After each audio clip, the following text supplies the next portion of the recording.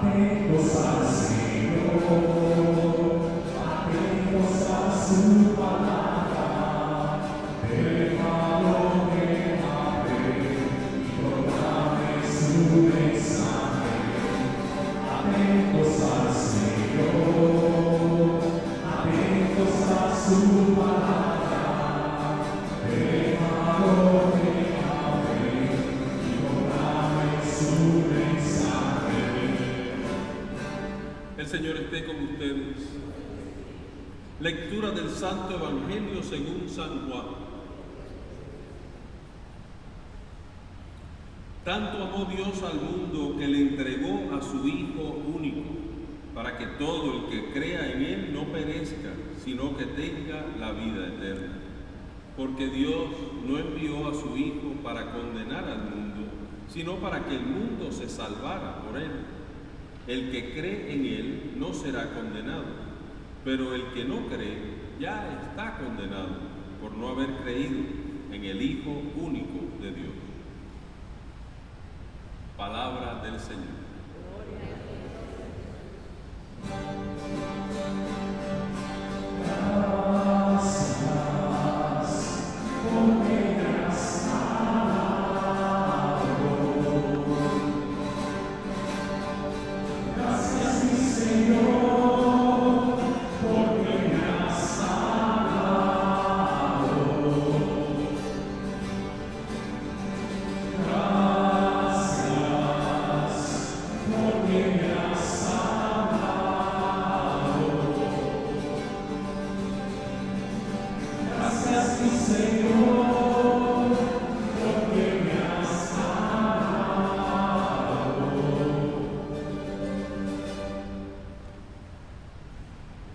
Mis hermanos y hermanas en el Señor, en la columna del boletín de este fin de semana reflexionaba yo que esta fiesta del tiempo ordinario es como si la iglesia no se quisiera salir del tiempo de Pascua, porque ya estamos en tiempo ordinario, que estaríamos revestidos de verde por el tiempo ordinario, hoy sería el 10º domingo del tiempo ordinario, pero ponemos estas celebraciones porque como que nos ayudan a prolongar un poquito más la celebración de la Pascua. Y pensaba yo en un ejemplo que me vino a la mente, recuerdos del tiempo de la Pascua. Ustedes saben que como sacerdotes nosotros somos asignados a diferentes sitios, o sea que uno no está siempre en el mismo lugar. Y mi segunda asignación, la segunda parroquia donde trabajé, el párroco de esa parroquia era Monseñor Joe Bourgeois.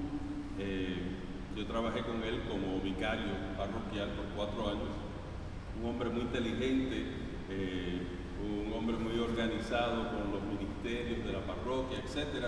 Y pues le gustaba que la gente hiciera su parte. Y él tenía muchas idiosincrasias, muchas cosas peculiares de él, y estaba recordando algunas cosas. Por ejemplo, si alguien venía antes de la misa o en algún momento y le preguntaba, digamos, el lector o un monaguillo: Padre, ¿dónde está el libro de las lecturas para hoy? Él los miraba y les decía: ese no es mi departamento. Y yo he pensado, porque a veces yo uso las mismas respuestas y uno se las aprende o se las copia de otras personas con que uno ha trabajado. Él era notorio, era un hombre alto, un poquito más alto que yo, y grande, era fuerte. Y pues si era un monaguillo muy chiquito, era un chiquitín sirviendo, para aguantar el libro, el pobre padre no veía porque estaba muy lejos el libro. Y entonces, como el libro estaba tan abajo, él cogía el libro y se lo ponía en la cabeza del monaguillo. Pobrecito, el monaguillo con el libro en la cabeza, así que parecía que no sabía qué hacer, pero a veces les hacía eso, ¿verdad? Los pobres monaguillos que a veces sufren cuando tienen que pasar por esas cosas. Pero recuerdo una homilía que él predicó en la Pascua, y precisamente por eso estaba recordándolo. A mí me pasa a veces que cuando veo a alguien que hace tiempo que no lo he visto, quizás no he visto a esa persona por años, y viene y me habla y compartimos un poquito, y al final de la conversación me dicen: Padre, y no me he olvidado de lo que usted dijo en una homilía, y me dicen lo que dije. Les confieso que muchas veces yo no me acuerdo de haber dicho eso, pero son a veces tantos años que uno ni se acuerda. Pero recuerdo una homilía del Padre Joe en el tiempo de Pascua, que era el pasaje donde Juan nos cuenta de la resurrección de Jesús. Y cuando Jesús resucitó, nos dice el evangelista Juan que el manto que cubría su cuerpo estaba tirado sobre la piedra donde habían puesto el cuerpo de Jesús. Si saben un poquito, por ejemplo, del manto de Turín, es interesante porque ese manto que cubrió los que creemos que es el manto auténtico de la resurrección, el de la sepultura de Jesús, los estudios de ese manto son muy interesantes, porque por ejemplo, si uno pone un cuerpo ensangrentado, como estaba el cuerpo de Jesús después de la crucifixión, la fibra de la tela donde está puesto el cuerpo va a impregnarse de la sangre. O sea que cuando uno mira a través de un microscopio la fibra de una tela, pues va a ver que esa fibra entera está roja por la sangre, absorbió la sangre. Pero el manto de Turín no es así, de hecho que tiene rasgos de sangre obviamente, pero como dicen los que han estudiado el manto de Turín, es realmente un negativo, es un negativo de una fotografía, o sea que es algo muy raro, es prácticamente imposible de pintar, no se puede pintar un negativo, es algo que sale por la ciencia cinematográfica, pero da a entender como que lo que le pasó a ese manto fue más bien como una radiación, como si el cuerpo es como una explosión del cuerpo, la resurrección es algo increíble, y como si ese cuerpo hubiera traspasado ese manto, y lo que queda fijo en el manto es la radiación del cuerpo resucitado de Jesús. Si han visto la película de la Pasión del Cristo, la escena es interesante porque Mel Gibson pone el manto, que obviamente tiene un cuerpo dentro, pero si ven la escena, como que el manto de momento se cae, porque lo que tenía dentro desaparece y cae sobre la piedra y queda así. Pero el padre Joe siempre le prestaba atención a un detallito que está en esa lectura también, porque Juan dice que ese era el manto que cubrió el cuerpo de Jesús, pero la tela que cubría su cabeza estaba dobladita al lado de ese manto, estaba bien doblada, bien puestecita. Y el padre Joe siempre decía que su mamá le enseñó muy bien, que la mamá de Jesús le enseñó muy bien que al resucitar no dejó todo tirado por el cuarto, sino que dobló muy bien la tela que estaba sobre su cabeza. Y obviamente pues nadie sabe exactamente cómo pasó eso y por qué, pero Juan da ese detalle y nos da una idea de que en Dios hay orden y que lo que no está con Dios está en desorden. Y creo que es una buena meditación pensar en eso, sobre todo hoy que celebramos la Santísima Trinidad. La Trinidad en realidad lo que estamos haciendo es entrando en el mismo misterio de Dios. Y en Dios hay orden, todo es ordenado. Y cuando nos alejamos de Dios, caemos en desorden. Y pueden ver eso en una manera amplia o en una manera bien específica. Todo lo que hacemos puede ser ordenado o desordenado. Alguna gente es más ordenada que desordenada, alguna gente es más desordenada que ordenada. Entonces, esa es la batalla diaria y obviamente por todo lo que estamos viendo en los últimos días, podemos aplicar este principio, que es la misma esencia de lo que es Dios, a lo que está pasando. Podemos ver quizás una demostración pacífica pidiendo que le prestemos atención a los derechos humanos, que estemos pendientes de que las personas en autoridad, como la policía, no abusen, no sean abusadores, y eso es buscar el orden. O podemos ver el saqueo, la destrucción, la matanza, la quemanza, la agresión, y entonces tenemos que ver orden o desorden. Obviamente eso lo vemos clarito en la televisión, pero no nos quedemos ahí, podemos también ver en nuestra propia vida. ¿Está mi vida en orden o en desorden? Y si somos sinceros, todos nacemos con cierto desorden, con cierta atracción. Eso le llamamos el pecado original. El pecado original no es un pecado personal, pero es una inclinación al pecado. Eso no sale de un día a otro. El policía que pisa a un hombre en el cuello y está 8 minutos triturándole el cuello hasta que se muera, eso no lo aprendió en el día. No se levantó por la mañana y dijo, hoy vamos a matar a alguien. Eso es algo que va poquito a poco cayendo que va poquito a poco desarrollándose y llega al punto en que somos capaces de lo más terrible que puede haber, que es matar a otro ser humano. Pero eso es lo que estamos viendo en las noticias, pero no nos quedemos ahí, no podemos parar ahí, porque todo lo que nos aleja de Dios está en desorden y podemos matar de muchas maneras. De hecho, las cosas que podemos ver en el mundo de hoy, yo he pensado mucho en estas concentraciones de gente. Inclusive nuestro arzobispo hizo una concentración para rezar, ciertamente por buenas razones, rezar para la igualdad social, la igualdad de razas, el que no maltratemos a nadie. Todos esos son cosas que es importante rezar por eso. Pero yo pienso, por ejemplo, supónganse que en el rally que se hace, que el que esté dirigiendo el rally, la reunión, empiece a hablar y dice, y también tenemos que estar seguros que no apoyemos nada que tenga que ver con el aborto, porque el aborto es un crimen contra los más indefensos, contra los más vulnerables. No podemos hacer nada que justifique el aborto. Esa es la matanza más triste que puede ocurrir, porque es la madre contra el hijo, y el hijo es vulnerable, y no podemos apoyar nada que tenga que ver con el aborto. No podemos apoyar nada que tenga que ver con la disolución de los matrimonios. Los matrimonios tienen que permanecer unidos, los matrimonios tienen que ser fieles el uno al otro. No podemos apoyar nada que rompa lo que es un matrimonio como Dios lo quiere, entre un hombre y una mujer. Tenemos que tener mucho cuidado de no maltratar nuestro cuerpo. Las drogas están mal, no se puede coger drogas, no se puede abusar del cuerpo humano, no pueden beber de más hasta intoxicarse con el alcohol. La gente joven no puede tener sexo fuera del matrimonio, porque eso está en contra de lo que enseña Dios, va en desorden. ¿Cuánta gente ustedes creen que se quedarían en ese rally?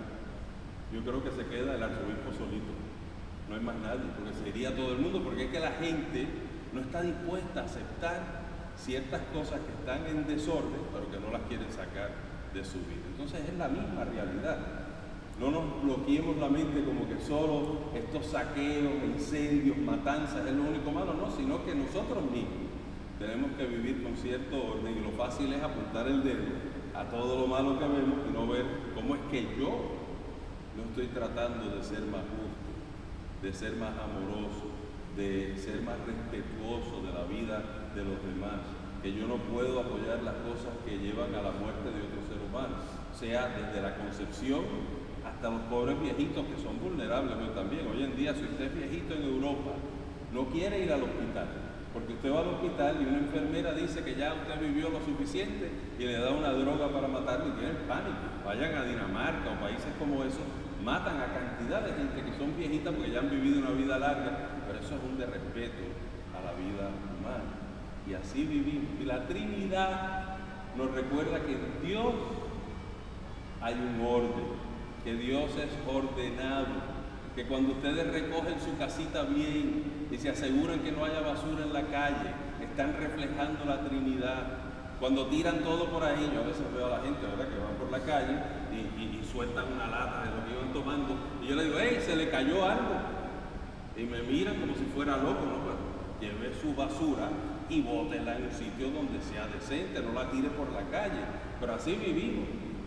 Vivimos en desorden porque no estamos viviendo de acuerdo a lo que es la Trinidad. Fíjense que si no supiéramos de la Trinidad, Dios sería como un ser único, distante, como el llanero solitario, por allá arriba lejos. Pero la Trinidad nos enseña mucho sobre Dios, que Dios no es solitario, que Dios es una comunidad de personas, que Dios vive en comunidad, que Dios se manifiesta como comunidad, que Dios trata de entenderse en sí mismo, que no es un solitario, sino que respeta a las otras personas que son parte de la Trinidad. Y si pensamos un poquito más, es un misterio tremendo, porque nunca hubiéramos llegado a ese misterio por nuestra cuenta. Nadie se hubiera imaginado eso. ¿Cómo sabemos de la Trinidad? Porque Jesús nos lo reveló. ¿Cómo? Porque Jesús hablaba del Padre y hablaba con el Padre. Porque Jesús nos promete el Espíritu Santo. Porque Jesús dice, bauticen en el nombre del Padre, del Hijo y del Espíritu Santo. Él nos enseña lo que es el misterio de la Trinidad y se revela a nosotros. nosotros de esa manera. Y nosotros pues oramos hoy la iglesia en este día, porque es difícil predicar sobre la Santísima Trinidad, pero este año en realidad no es tan difícil, porque en cuanto vemos el orden que hay en Dios y el desorden que existe en el mundo, tenemos que imitar a la Trinidad, lo que es este misterio para nosotros. Yo no sé ustedes cuando ustedes rezan, ¿a quién le piden? ¿A quién le hablan? Porque la Trinidad es cosa seria. Yo me imagino que la mayoría de la gente le reza a Jesús, porque Jesús lo entendemos, es humano, vivió aquí con nosotros, estuvo con nosotros. O sea que nos es fácil comunicarnos con Jesús. A alguna gente le es fácil comunicarse con el Padre, pero si usted tiene una muy mala experiencia de su Padre, no es tan fácil tener una imagen de Padre, ¿verdad? En algunas comunidades hasta el 75% de los niños nacen sin un papá. ¿Qué van a entender de que es un padre? Nunca han tenido un papá, no saben lo que es un papá. O sea que hablarle a Dios como Padre no le trae unos buenos recuerdos, porque nunca conocieron a su Padre. Muy poquita gente le reza al Espíritu Santo.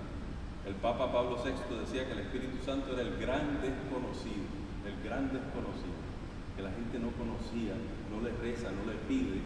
Y si pensamos un poquito más, ¿cómo le podemos rezar a la Trinidad? Fíjense que la misa de hoy, todo el énfasis es que no le estamos diciendo nada a ninguna persona de la Trinidad específica. Gloria y alabanza, canta y alegría y alabanza, que estábamos en el Salmo responsorial. Es una oración de alabanza a Dios, porque lo único que podemos hacer ante el misterio de Dios es alabarlo, es bendecirlo, porque no le podemos decir cosas específicas. Yo no le puedo decir a Dios, gracias Diosito por haber muerto por mí en la cruz. Es que Diosito no murió por usted en la cruz. Jesús, el Hijo de Dios, murió por usted en la cruz. O gracias Espíritu Santo por crear. Bueno, el Espíritu Santo no lo creó, Dios Padre se le atribuye la creación, al Espíritu Santo se le atribuye la santificación. Cada uno tiene su papel, pero cuando le rezamos a la Trinidad, estamos rezando al mismo misterio de Dios. Un Dios que es comunidad, un Dios que se entiende, un Dios que no está en pugna el uno con el otro, sino que cada persona de la Trinidad tiene su papel, tiene su rol, lo desempeña, lo realiza, y el Padre ama al Hijo y al Espíritu Santo. El Hijo ama al Padre y al Espíritu Santo. El Espíritu Santo ama al Padre y al Hijo. Qué lindo ejemplo, ¿verdad? Porque nosotros muchas veces lo amamos. Yo pienso a veces que como nacemos con pecado original, todos nacemos con cierto odio dentro de nosotros, con cierta realidad que no es buena. Alguna gente la controla bien y con la gracia de Dios vive como tiene que vivir. Alguna gente, por los vicios, por los problemas de la vida, dejan que eso tome su prioridad y vemos los desastres y las acciones que nos puede llevar esa falta de entender lo que es la Santísima Trinidad.